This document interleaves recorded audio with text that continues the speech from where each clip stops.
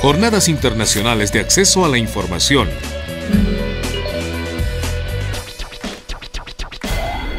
Las Jornadas Internacionales de Acceso a la Información son parte de los organizadores de este encuentro, en los que vamos a compartir básicamente, y también hago muy público el agradecimiento a Daniel Barredo, que hemos generado una ponencia y en este caso un artículo académico en el cual hemos combinado la parte teórica con la parte práctica. Y también el día de hoy voy a tomar algunas partes, mejor dicho, de este artículo académico con el propósito de ir viendo qué es lo que ha sucedido en el ámbito de la participación o de lo que se denomina la e-participación o participación digital o democrática. Hay un estudio de la Flaxo del año 2011, si mal no lo recuerdo, que establece que los jóvenes prefieren participar en la vida política del Ecuador a través de los medios digitales. Es así como redes sociales como el Facebook, el Twitter, entre otras, se convierten en elementos para llevar adelante el diálogo, también la comunicación y también el generar propuestas. Y tomando como referencia justamente esta parte, yo quería comentarles que aquí en el Ecuador, a partir del año 2012, a finales del 2012, se llevó adelante y se está generando todavía una herramienta virtual que se denomina Voto Transparente. En estos momentos, Voto Transparente tiene varias subcategorías. ¿Y qué quiere el voto transparente? En www.vototransparente.es. Facilitar el acceso a la información pública. En el Ecuador, en el año 2004, en mayo del 2004, se publica la Ley de Transparencia y Acceso a la Información Pública. Antes de esa fecha, era muy difícil en las instituciones públicas de nuestro país, del Ecuador, pedir la información a determinada institución. En esta ley existe el recurso de acceso a la información pública. Y en base a esta ley y a las normas constitucionales y legales, como también el Código de la Democracia, expedido en el año 2009 aquí en el Ecuador, hemos facilitado una información que en periodos anteriores electorales, es decir, antes del 2013, era una información que se encontraba secuestrada institucionalmente. Y esta información son los planes de trabajo de los candidatos y candidatas, los estatutos de las organizaciones políticas, y hemos puesto también para conocimiento de la ciudadanía las hojas de vida y las redes sociales de los candidatos y candidatas. Pero parecería una coincidencia, voto transparente en el Ecuador.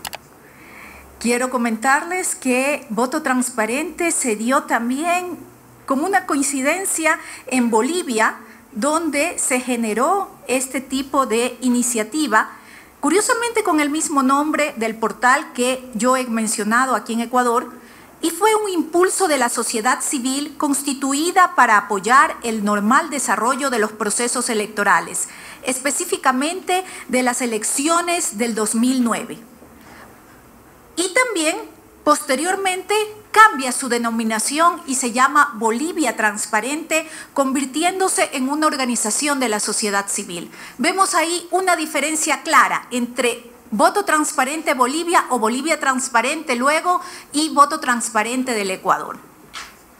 Y es que, en el último caso, es desde la institucionalidad pública donde se abre y se da cumplimiento a la Ley de Transparencia y Acceso a la Información Pública y también al Código de la Democracia y otras normas para que la ciudadanía tenga acceso a este tipo de información, que generalmente no los conocíamos los ecuatorianos y ecuatorianas, excepto, y si con suerte, participábamos en un meeting o en una reunión política, donde supuestamente los candidatos dan a conocer sus planes de trabajo. Pero ¿qué ha pasado en el Ecuador luego de el lanzamiento de voto transparente?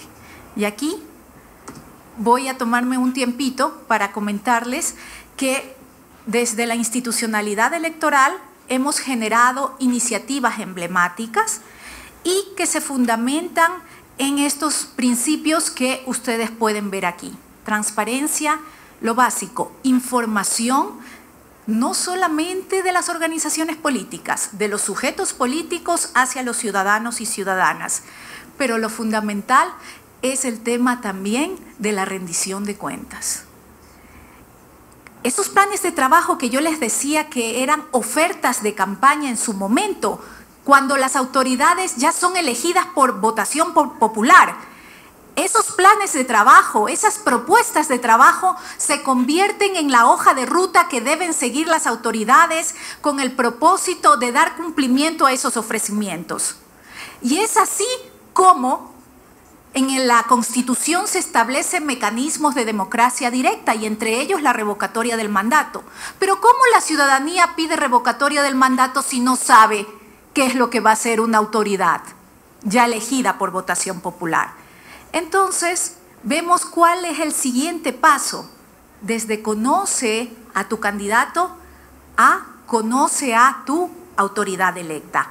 Es una sistematización simplemente de los planes de trabajo, hojas de ruta obligatorias que deben cumplir las autoridades elegidas por votación popular y que están también dentro de este enlace. Otro de los principios también, el tema de la participación, el tema de la interactividad ciudadana, una democracia más activa, más participativa y cómo la utilización de las tecnologías de la información y comunicación inciden en el fortalecimiento de la democracia en nuestro país. La e-democracia o democracia digital es justamente el uso de estas nuevas tecnologías de información y comunicación para fomentar la participación y el diálogo ciudadano. Y yo quiero hacer un énfasis aquí, el diálogo ciudadano. Por ley, todas las autoridades deben rendir cuentas en el país. Sin embargo, muchas veces las rendiciones de cuentas se convierten en un monólogo, donde la autoridad, ¿verdad?, dice todo lo bueno que ha hecho durante determinado periodo de gestión. Pero la rendición de cuentas no solamente es decir lo que se ha hecho, es también justificar las inacciones o las omisiones. Porque si no, no existe una verdadera rendición de cuentas. Y aquí me voy a permitir tomar a un teórico. Miren, vamos combinando la práctica con la teoría. Guillermo O'Donnell señala que hay dos tipos de rendición de cuentas.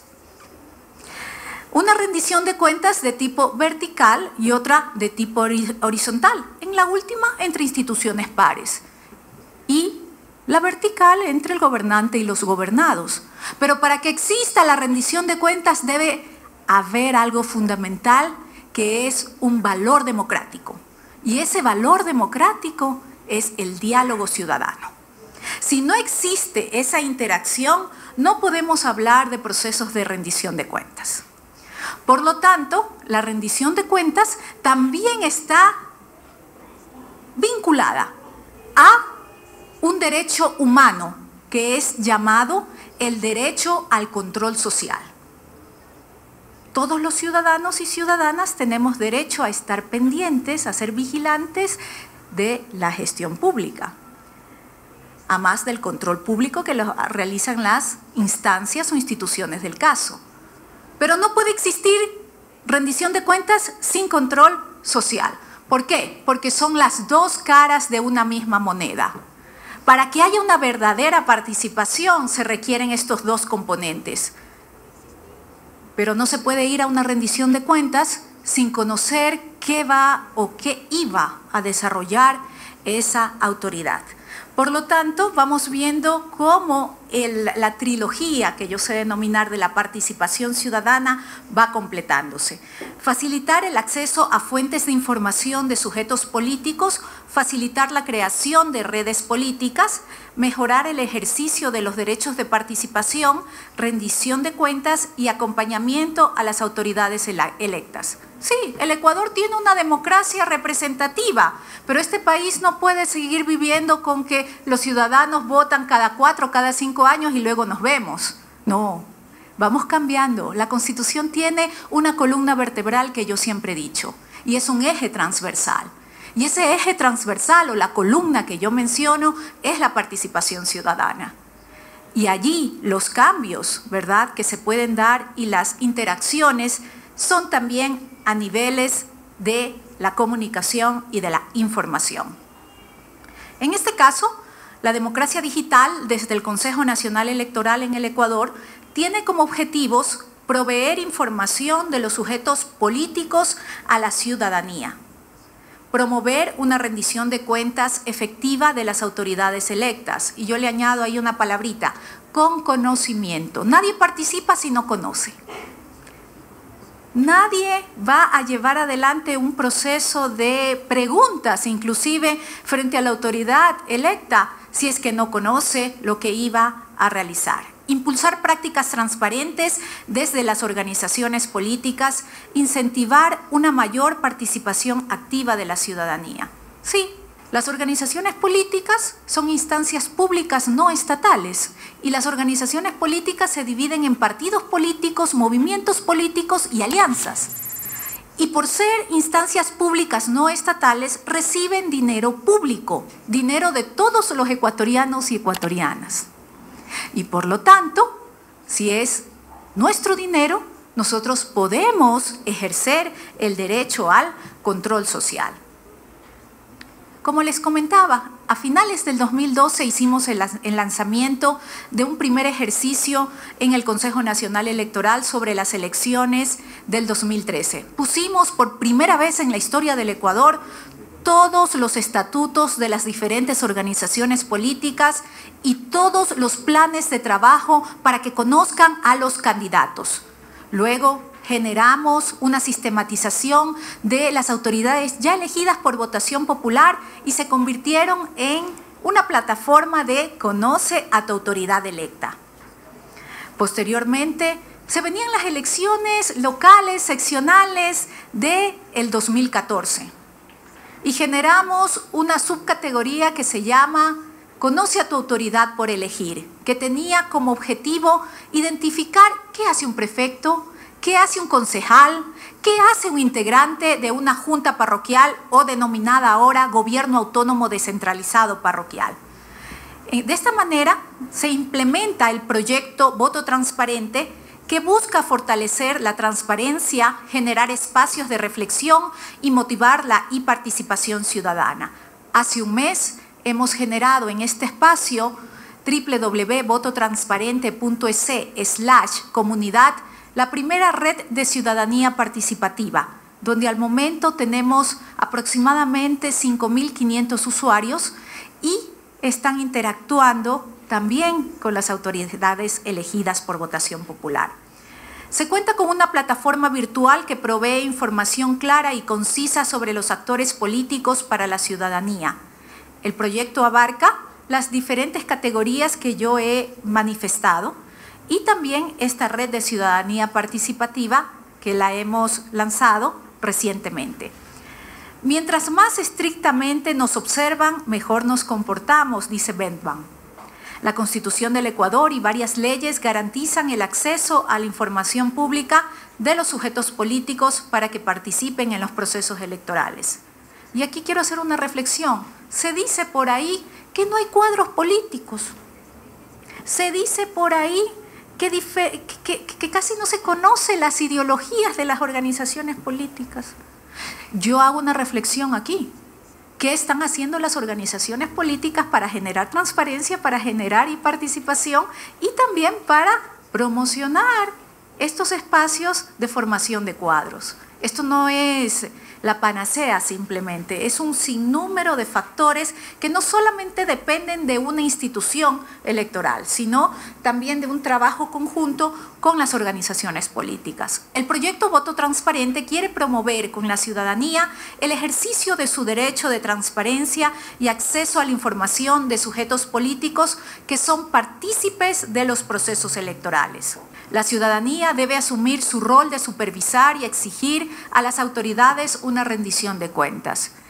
Y hemos generado recientemente, hace 2 días aproximadamente, un nuevo enlace, una categoría dentro de Voto Transparente que se denomina Conoce a tu autoridad por elegir en el gobierno estudiantil. Las escuelas, los colegios también llevan procesos democráticos de elección. ¿Y esto qué es lo que nos permite? De que la democracia no solamente se la visibilice en el momento de llevar adelante una elección, sino en varias facetas o instantes de la vida. Otro de los temas que nosotros queremos enfatizar y que ya lo he mencionado es la transparencia en las organizaciones políticas. Desde el Consejo Nacional Electoral, mediante este proyecto, estamos muy convencidos de que ha incidido para que los candidatos y candidatas, por ejemplo, se den a conocer. Y aquí yo les voy a contar una anécdota. En el 2013, cuando comenzamos a poner la información de las propuestas y de los planes de trabajo, comenzamos a pedir las hojas de vida. No hay una obligación legal en estos momentos para que nos den las hojas de vida. Pero comenzaron a enterarse los candidatos y candidatas y comenzaron a llamar a la institución para que su hoja de vida también se publique allí. Por lo tanto, Voto Transparente definitivamente también es una plataforma de promoción para en este caso, para los candidatos y candidatas. Formación de cuadros y futuras autoridades transparentes, incorporación de prácticas de rendición de cuentas, formas de proceder inclusivas para la ciudadanía, el uso de nuevas tecnologías de la información y la comunicación. Las redes sociales son un medio alternativo de comunicación para difundir tanto la información como estas propuestas de las organizaciones políticas y hemos identificado que dentro de la arena política Facebook, Twitter, YouTube y Flickr son las más utilizadas. El 62%, de acuerdo a los datos de Conatel, tienen o son usuarios del Internet, por lo tanto, se refuerza esta apuesta institucional desde el Consejo Nacional Electoral de llevar adelante el tema de la e-democracia. El uso de las redes sociales, ya mencionadas en el proceso 2013, fue muy dinámica y Facebook fue la red con más suscriptores por parte de los candidatos presidenciales, en un total de 1.280.539 suscriptores en este caso. Y esto generó que por primera vez en el Ecuador, con el apoyo de la UNAM de México y también del doctor Julio Telles, es un experto en el tema de informática, el Ecuador tenga un observatorio electoral para monitorear el ranking de la utilización de las redes sociales de los candidatos presidenciales en el 2013.